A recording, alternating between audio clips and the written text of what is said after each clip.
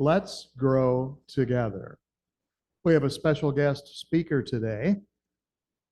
Very quick version of his biography might include the fact that he's an attorney. He's been a state legislator, and for the past year or so, he's been a licensed Science of Mind Centers for Spiritual Living minister. And we're thrilled to have him present our Sunday morning lesson today. So please give a very warm welcome to Reverend Tony Suarez. First, before I actually begin, I want to say thank you to Reverend Martin for giving me this opportunity. And he said, pick any topic you want. So I said, I want to talk about kindness because it's very difficult personally to be kind. I'll explain to that in my talk. But the beautiful songs we selected are really consistent with what this talk is about. But before I even begin my talk, I selected a song that I like for us to play now. And if you would give out a paperwork, I'm giving you the lyrics so you could follow the lyrics along the song. A simple thumb trick discovered by NASA scientists. I heard this song and it impressed me so that I thought that I could give a talk about this. And so before I begin, let us play the song.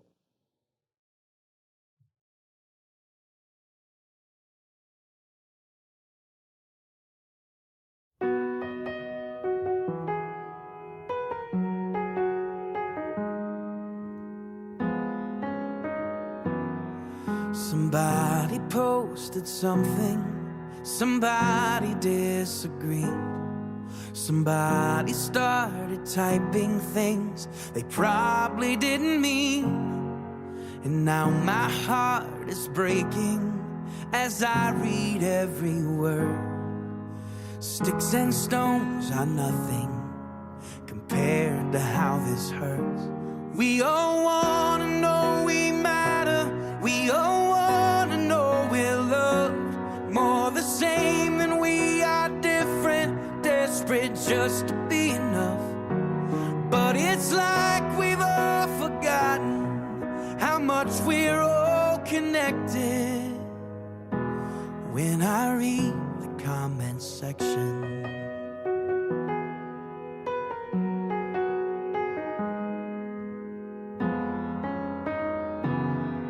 I've been the harshest critic. I have bullied like a king. Tyrannical and comfortable here behind a screen. We all have our politics, but politics aside, all of us are only human with a fragile heart inside. We all wanna know we matter. We all wanna know we're loved. More the same than we are different. Desperate just to be enough. But it's like we've all forgotten how much we're all connected. When I read the comment section, love your enemy, be kind above all things. Imagine what this world could be.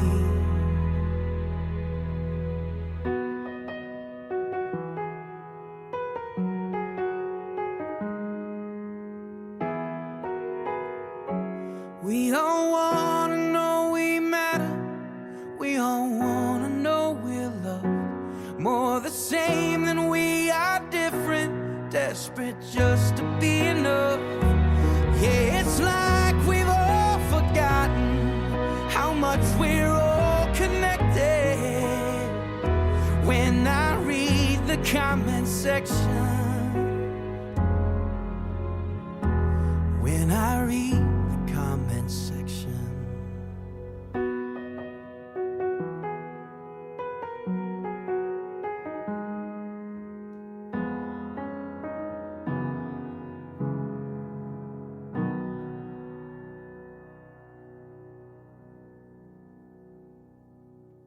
Thank you. My first talk before my home court, you know.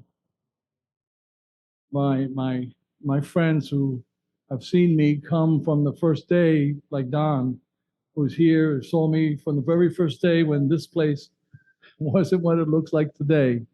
And we took this center from being practically nothing to where it is today.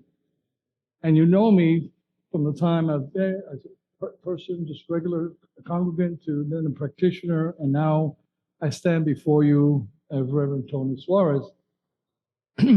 But I wanted to, so therefore, because this is the first time, I wanted to ensure that this talk was really authentic, that it was personal, not a can, not something I got from an artificial intelligence, but something that was really personal, so that all of you who know me know how this applies and how science of mind and our teaching has applied to me and how I apply it going forward.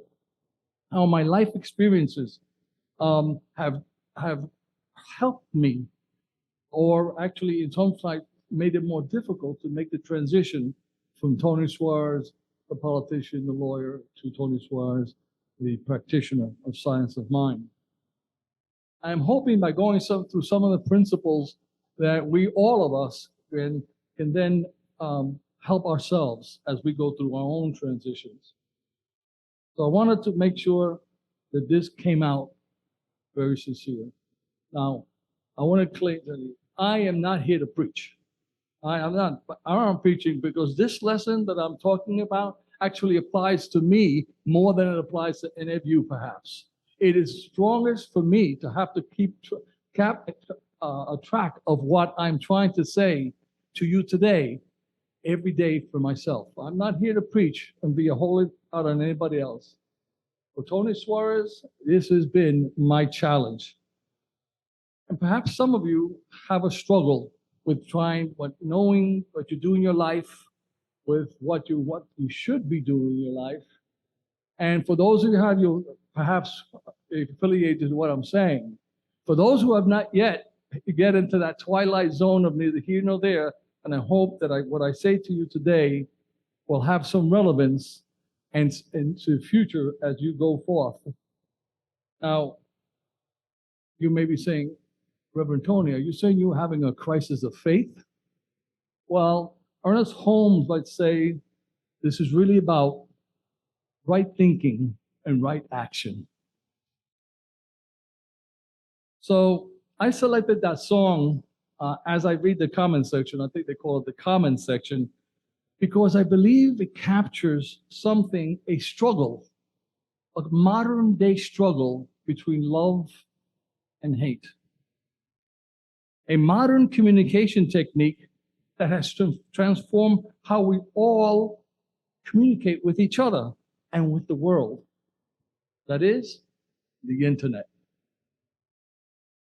We already know what has changed everything. We now want to listen to what we want to listen to.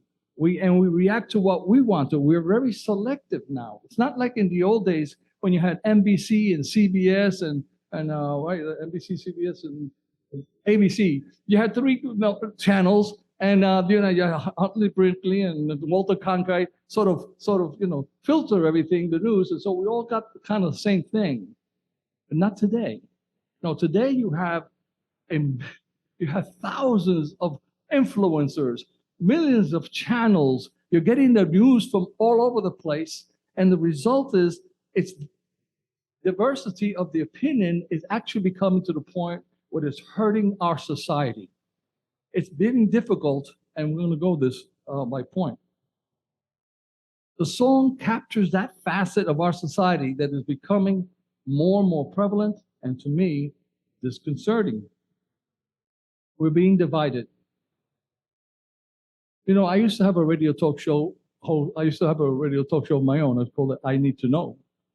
And I did this in Spanish. And during that, of course, I was doing it as part of practice for my business. So I would have a law practice, and I would talk to people about cases, and they would call, and I used it very informative to try to help people. And I actually enjoyed when people called to challenge my opinion on things, whether it was a case we would talk about or something was happening politically, because I enjoyed the diversity of the opinion, and with respect, I felt that I could use this medium of radio to enhance the learning process of our society. But today, again, that is very different. Today, people get on the internet and then they start posting things. I post something and then it's anonymous. You don't even know what. You have an anonymous name, so it's easy to say, you're a jerk, you know? And so what used to be a discourse of information becomes a debate, which it becomes ugly. And often when they're short of facts, they start into insults and bullying. And in fact, there's a study, you can write this down if you like, it's called the Dunning-Kruger effect. You can watch a video on this on YouTube. The Dunning-Kruger effect, which causes color disorder. They've now defined this as a disorder. It's studied how the most uneducated persons are the most confident on their views and likely to use the internet to push their viewpoints, devoid of any expertise in the area of which they're commenting on. This is what caught my attention when I heard this song and the lyrics of this song, this beautiful song. So today, what was formerly a debate on facts is devolved into an attempt to embarrass and bully or denigrate other people. It has divided our society. It's not about education, love, or betterment of mankind. It's about branding, exposure, and excitement. A reality talk show in life. And these lyrics you may have heard, and by the way, I'm going to play this song again. So you can now, after having heard my comments, try to really delve into it. Today the lyric said, I bullied like a king behind the screen. That's what makes it easy. And some of us may have actually made comments, you know, that's something like, are you really as stupid as you sound? You know? But what happens is that I'm describing to you what's happening to our society, and the question is, how do we deal with it, right? What do we do? What can we do to be kind? Which is what the substance of the song. I thought that I would share my experience. Totally wanted to make this personal. I'm not here to preach. The song says, love thy enemy. Well, of course, Jesus in the Gospel of Matthew said, but I say unto you, love your enemy, bless them that curse you, do good to them who hate you, and pray for them that despitefully use you and persecute you. Well, let me tell you something. I was raised in the South Bronx, pretty tough neighborhood in the 1960s. And one of the first lessons I learned in the 4th grade on a rainy day when we had a fire drill. The teacher took us out to the fire drill. It was raining, and I had, my mother always prepared me, you know, so I went with galoshes, rain boots, and raincoat. And a 6th grader came up to me and wanted to take my boots. And instinctively, I knew love thy enemy was not the answer. It was not something that my mother would have taught me, but I knew that if I gave him my boots today and loved my enemy, tomorrow I wouldn't have a coat, right? So I would lose my boot, lose my boots, and lose my coat. And so therefore I decided I'm going to punch that bully. And I did punch him. And then we got into a big fight. Luckily, the teacher saw us and stopped the 6th grader from beating too much on me. But I'll tell you one thing I learned. He never bothered me again. I learned that you had to be strong and you had to defend yourself. Love thy enemy that's the lesson that I got from that experience. So in my life experience, then as a soldier, and when during the Cold War, when I served, taught me that the only way to confront the Soviet Union was to have the bigger guns, the bigger bombs, and to get ready to kill him when he got out of line. Mutually assured destruction was our foreign policy, which means, you know, kill them before they kill you, but make sure that they know that you can kill them multiple times over. That was our foreign policy, something that I was taught to me over the 14 years of my military career. It was not government policy. So, you know, I then moved on to a more tranquil, peaceful profession, a litigation attorney. And in that profession, I think I have to say sorry again, I missed that class in law school. Out of contraire. In law school, you learn how to be aggressive. You know, could you imagine a lawyer advertising these billboards and say, come to us to handle your divorce. We will handle this love with your husband, against your husband, against your wife. Imagine that. Or maybe have a Morgan & Morgan sign that says, we only got you $5,000, but we did it with love. No, you're not taught that in law school, and you're not taught that as a matter of practice to love thy enemy and be kind in all things. No, it doesn't work that way. After 48 years, I realized what it's like when you're out there in that profession in the competitive field. Mahatma Gandhi tells us, watch carefully your thoughts, for they become your words. Manage your words, for they become your actions. Comprehend and judge your actions, for they may become your habits. Watch your habits, for they may become your values. Understand your values, for they may become your destiny. I stand here before you, a man who spent a lifetime training to be combative, to strike back, not with anonymity, but in your face. That's the struggle I have to face every day because I have to overcome 48 years of training a different way.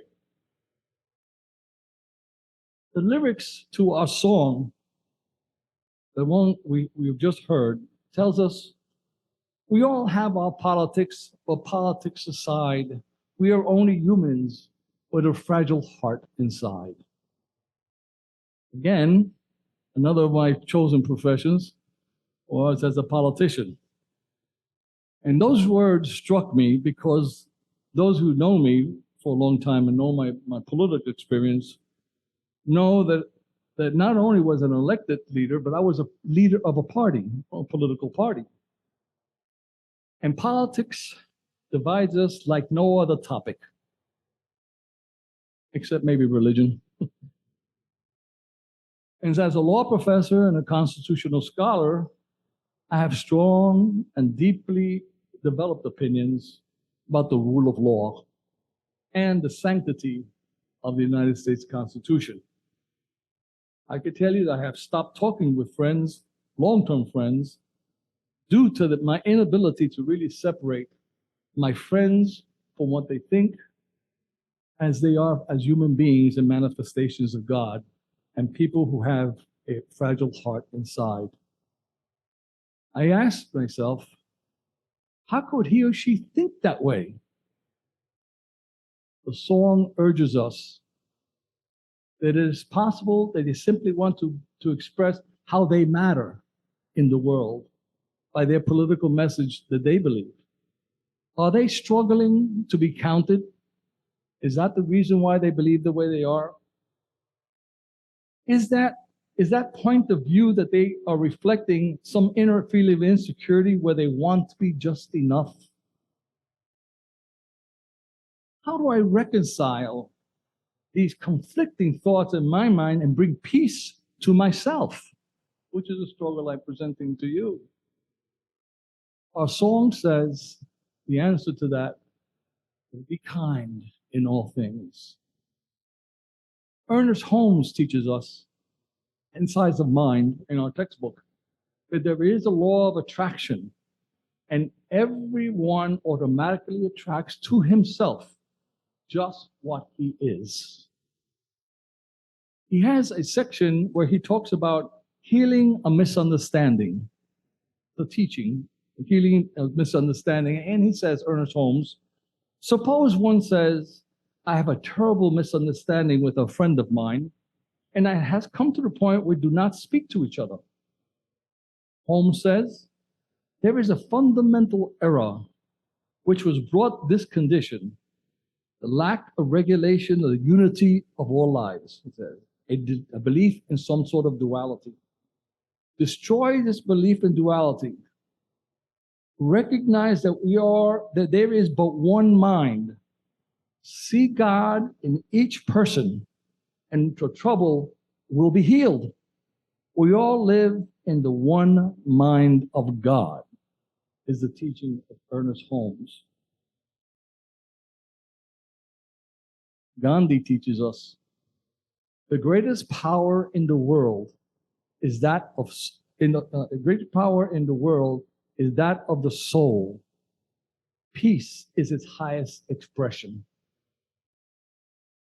To obtain that peace, we must acquire a mastery over ourselves.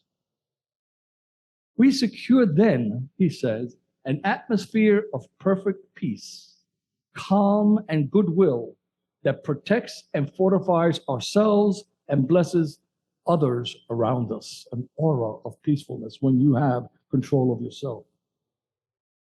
Our song and the lyrics say, we all want to know we matter. We all want to know we're loved. The Buddha teaches us, hatred does not cease by hatred, but by love. Anger makes you smaller, while forgiveness forces you to draw beyond what you were. Our song says, it's like we've all forgotten how much we're all connected. The Buddha teaches, forgiveness is not about letting someone off the hook for harmful actions, but rather about releasing oneself from suffering of holding onto that anger and that resentment. In closing, I want you to know that all of us must learn about ourselves, to let go of the chips we may have on our shoulders, to see those comments made against us in love, no matter how much those sticks and stones, the words that hurt us. What's interesting is that these lessons in this song are eternal. They have been taught to us by the Buddha, by Jesus, thousands of years ago. It's the same message, but the song gives us in a modern way of communication, that is the internet. And it's challenging all of us to take an old lesson and apply it to today. For those of you who are on and I think it's probably all of us, are on the internet, whether you're watching some video and you choose what to watch, you choose what to feel. How do we do that and find peace inside? These lessons are ancient. The dilemma is ancient. The technique is what is modern. So let's listen to the song one more time and hold it close to our hearts. Follow the lyrics now that you've heard my explanation. And that we are knowing that we're surrounded by negativity, that we must be careful, as Gandhi has warned us, that our actions, our values are not affected by this negativity and leads to a destiny that we do not see. And so it is. Thank you.